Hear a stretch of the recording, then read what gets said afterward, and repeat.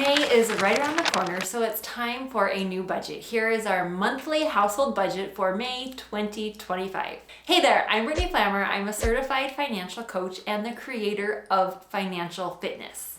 I personally like to use a spreadsheet, but the concept works no matter what you want. If you are not a spreadsheet person and you like an app, check out my video right up there with my favorite budgeting apps. Now, for a frame of reference, we are a family of 7 and we live in northern Utah. Starting with income, my husband is on salary, so we are budgeting $6,100 for him. That's like his base. Occasionally, he gets paid for doing some extra trainings or extra work on the side. I don't think we have any of those coming, but I don't like to count on them, so I'm just going with the standard base pay. My business will make some money, but we try to budget off of my husband's income. We have most of our married life, we have just had one income. Now that we have two, I'm working part-time. We still budget off of his, and then my income goes towards fun stuff. So we're not planning on anything of mine. Tax refund, I could probably go ahead and delete that. In fact, I will delete that.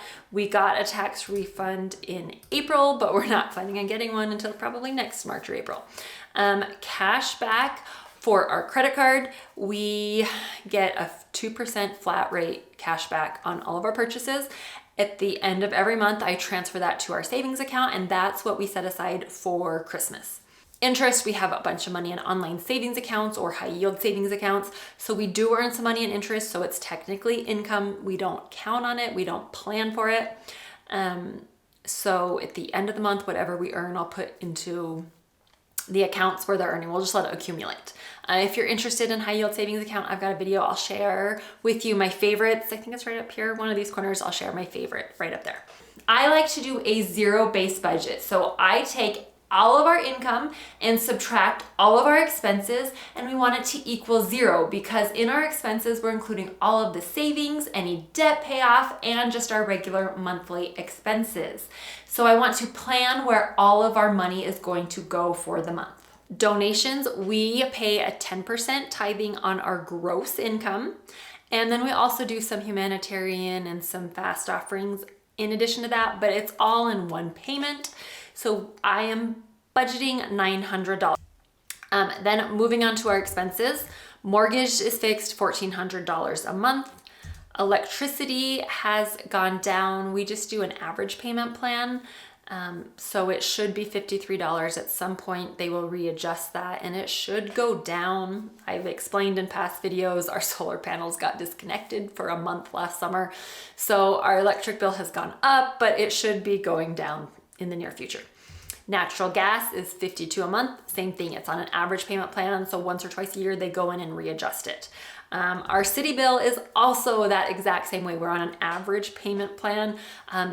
We get snow here, so they don't measure our water is included in that with our city bill, and that's the bulk of our bill. They don't measure our water meter for several months. I think they just went through and measured, so that very well could adjust in the near future. But as far as I know now, I'm just keeping it at the average of $196. Life insurance, this is my term life insurance. This is fixed. We pay $11.10 every single month. Car insurance, $109.35. I get asked this a lot. We have 3 vehicles. They are all paid off. We own them all. And we have USAA for our car insurance. And it's bundled with homeowners insurance, so we get a discount there. Phone bill is $0. If you're wondering how in the world we have a $0 phone bill, that is because we recently switched. We used to be on my sister's AT&T plan. We have switched to Mint Mobile for both my husband and I. We paid upfront for my husband got a new phone. We each paid for a year of service. We have been using it for our daughters. It's been a good experience. The plan prices went up on my sister's plan and it just didn't make sense. We crunched the numbers all around. Even buying our own phone outright for Mint, it was still a lot cheaper in the long run to do Mint Mobile as compared to stick with the AT&T. So we will be including that later in our savings. We will be planning for that next year because you get the discount by paying, if you pay for a year up front, you get a much larger discount. So we'll be able next year to pay for a year up front. If you are interested in a review of our experience with Mint Mobile, I have a video up there when we switched our daughter to it, but now that my husband and I are using it, I am happy to update the video if you're interested. So if you're interested, write Mint Mobile in the comments and I will be sure to add that to my list of videos to film. Internet, $79 for the month. Gas for our cars, we're budgeting $2.25. That's just kind of our standard. May is a very busy month, but we're not going on any trips, so I'm just gonna keep it at $2.25.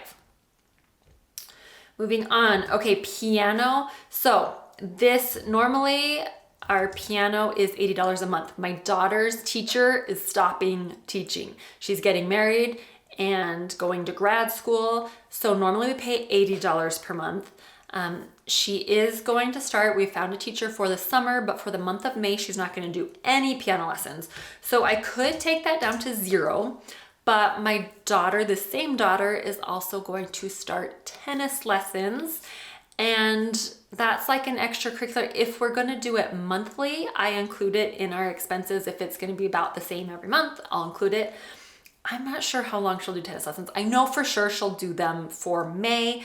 I've found an instructor. I know what it's going to be per lesson. I don't know exactly the number of lessons. So I am just going to rename this because we will have piano again soon. I'm just going to rename this piano/tennis. For this month, I think I decided to put in 180. Like I said, if it's gonna be a continuously monthly thing, then I would include it in our budget. We're testing it out for May, so I'm guessing about 180. I don't know if that'll completely cover it, but we do have our kids' extracurricular fund as well, if 180 does not cover it. Guitar for my son, should have 4 weeks, should be $40. Groceries, $7.95. In April, we had a higher budget because in April I was stocking up on staples like flour, wheat, sugar, all of those basic staples. April's not quite over as I'm filming this, so I'm still in the process of stocking up on those.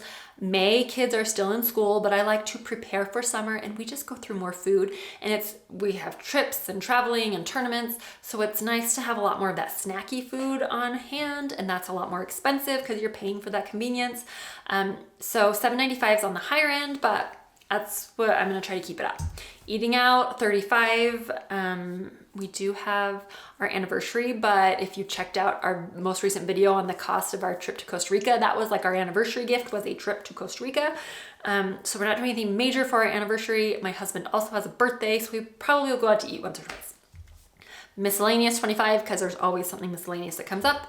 Kids' money and babysitting, if they do their jobs and actually mark them off, they get paid. We really only have one child that regularly marks it off, but so $25. Entertainment, $25. I don't have anything planned. Like I said, May is a very busy month with school activities, recitals, things like that. It's May-cember, right? So I don't plan on anything for entertainment, but in case something comes up, we have some cash there. So total expenses, $3,250 for the month, which is 53.3% of our total take-home pay. The only debt we have is our mortgage. We've already accounted for that in our expenses. So I'm gonna go on to our savings. For us, this includes our long-term savings like retirement, as well as our short-term savings for sinking funds. So you can see here, I have added in phones. So we paid for a new phone, we paid for our plan. We're not paying monthly for our phone plan, but I want to account for that and budget and put money aside for it every month so that next year we have the cash already to pay for the following year. I figured it's about $80 per month after the taxes and fees for the four of us, myself, my husband, our two oldest kids. So that's about $80. I'm just rounding up to 100 because inevitably someone will need a new phone at some point. I'd rather err on the side of too much than too little. Emergency fund, we're not budgeting anything because we have a fully funded emergency fund. We will earn, most of it's in an online savings account, so we will earn some interest. I'll just let that interest accrue, but we're not planning on putting anything in. My husband gets $50 for his fund money and for just basic bike maintenance. I get $25 for my fund money. $68 for life insurance for my husband. I've gotten asked, that seems like a lot for term life insurance. It's $1 million policy. My husband was like 45-ish when he got the policy. So he's extremely healthy, never smoked, never drank, but he was 45. The younger you are and the healthier you are, the cheaper it's going to be.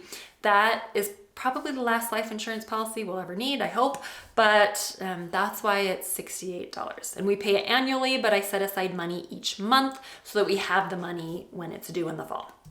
House maintenance, $200. This is just an automatic, you can see the little asterisk. I have it automatically transferred every month right after we get paid.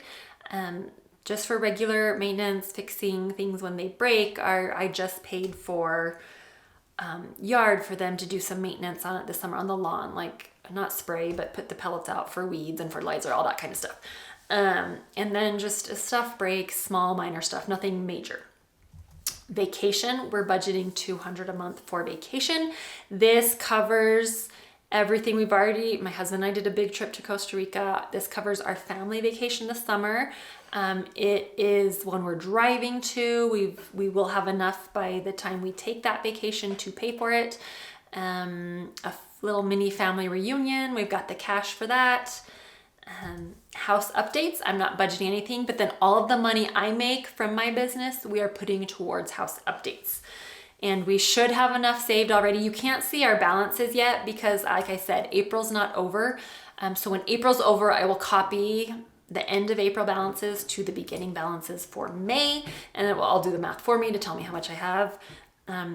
For our house updates, we should have enough in there after our tax refund to pay to finish everything for our garage addition. I'm hoping we have a little extra because now we want to do new carpet. There's always projects, right? Clothing, $100 per month for everything. We spend some money in clothing every month, but it tends to be seasonal. Like change of the seasons, we spend a lot and then we don't spend very much for a while. So I like to just put money aside every month. $100 right now. Gifts, we do $50 each month. This is for like teacher gifts, wedding gifts, shower gifts, those kinds of things. Car expenses, $125. This is just for registering, oil changes, minor repairs, nothing major.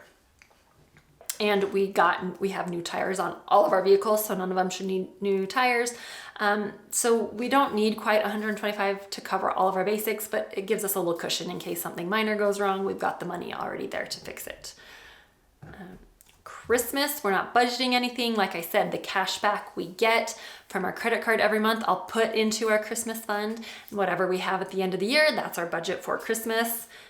Kids extracurricular, this was $400 a month. I bumped it down to $300 because our oldest stopped a club sport. Now that our next is wanting tennis, I don't know. We'll give it a month or two, see how it goes. If she's going to play in high school, then we'll probably increase it to $400 a month again. But for right now, $300 a month is good. Roth IRA, $400 for myself, $400 for my husband. Total into savings, $1,918, which is 31% of our take-home pay. So you can see here, we still have $31 left. I guess I could go in and add that. Like I said, those tennis lessons might be more than that. I'll add the $30 there. $210, that should cover it for the month. That puts us with just $1. That's good enough math for me. And down here, I have groceries, miscellaneous, I have how much we have to spend. Once I copy in our information at the end of April into May, then all of these will automatically populate. And this is where I'll track. Every time I buy something at the grocery store, I will subtract it, or for any of these categories, it will tell me, so I always know how much I have left to spend for the month. If you want to follow along with our financial journey, make sure you're subscribed and hit that bell so you get notified. I film our monthly videos, our monthly budget videos, as well as our wrap-ups, our quarterly net worth, and different budgeting tips and tutorials. So make sure you're subscribed and hit that bell if you don't want to miss any of those. Thanks so much for watching. I'll see you in the next video.